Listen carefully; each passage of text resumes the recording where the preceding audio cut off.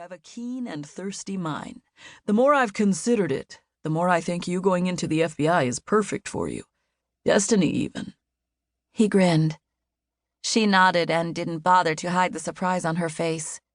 The head librarian had always been supportive throughout her time at the school, but the flow of the conversation had made her think he would seriously suggest she try to consider an alternative path. "It's hard to be an academic, even a magical academic, without specialization," Head Librarian Decker explained. He held his hand up.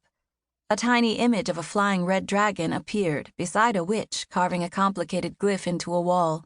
A swirling portal was the final image. "That makes sense," she replied, her gaze focused on the images. "There's too much knowledge for a single person to become an expert on in a useful time period. Even if you live a long time, it doesn't mean it won't take you years to learn different things." "Exactly." He lowered his hand and the dragon disappeared. "So everyone makes choices about their focus. It's inevitable, but for a very voracious mind, that can feel limiting." A knowing smile followed. "Maybe that's why I ended up a librarian. I never wanted to choose any one path. I have my talents and knowledge, but I'll admit there are many specialists superior to me in both areas." The witch and portal images vanished next. "But what does that have to do with the FBI?" she asked. "Cases fall into patterns. But as a magical agent especially, you'll spend decades learning new ways to investigate crimes and different types of magic, an area in which human law enforcement is still woefully behind. You'll have an excuse to constantly expand your mind in different ways, without being forced to become as narrow a specialist." Head Librarian Decker gestured around at the stacks holding the books. "The library will be your friend throughout your career, and books will continue to do what they have done during your time here. Aid you in making sure justice is done, and innocent people are protected." Rain smiled at her book. "I like the sound of that." Her smile faltered. "And if I get tired of it?" He released a hearty laugh. His poppy stopped snoring and blew a raspberry. "Tired of it?" he asked and shook his head. "Maybe you'll tire of the FBI. But you'll never tire of justice, and you're a witch. You'll find there are many ways to extend your life that don't require anything particularly dangerous. I look forward to what you will do in the coming decades, and I know you'll be someone I'll always be proud to have done my small part to help educate."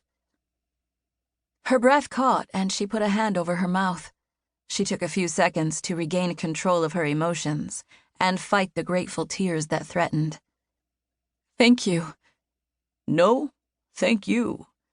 Remember, at a school, the greatest thing we can run into is students who remind us every day that it's all worthwhile."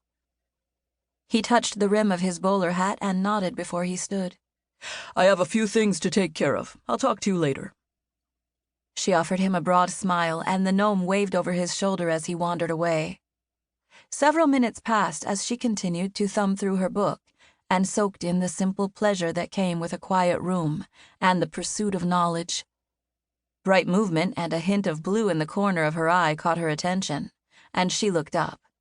Madeline entered the library, her flowered pack over her shoulder. She murmured to another gnome near the front before she headed toward a corner reading desk set against a wall. The coral elf kept her gaze on the ground the entire time. Rain drew a deep breath and stood. There hadn't been much time before the end of the semester to get to know Madeline better, and now that the unusual girl's sister was gone, she needed friends more than ever. Not only that, she had promised Viana before she died to help her sister. The elf settled at her desk and removed a small book from her backpack, The Brothers Karamazov. Rain raised an eyebrow. She'd not read much classical Russian literature that didn't have to do with magic, but was surprised someone so new to Earth would consume something so steeped in a particular history and culture. She cleared her throat before she was too close to the other girl, as she didn't want to startle her. Even if she was less afraid of other students now, she remained skittish. It was easy to look at the teenage-appearing girl and forget she was technically less than 2 years old. Could magic... To keep listening to this audiobook, I've left you a link in the description so you can do it, at no cost thanks to Audible's 30-day free trial.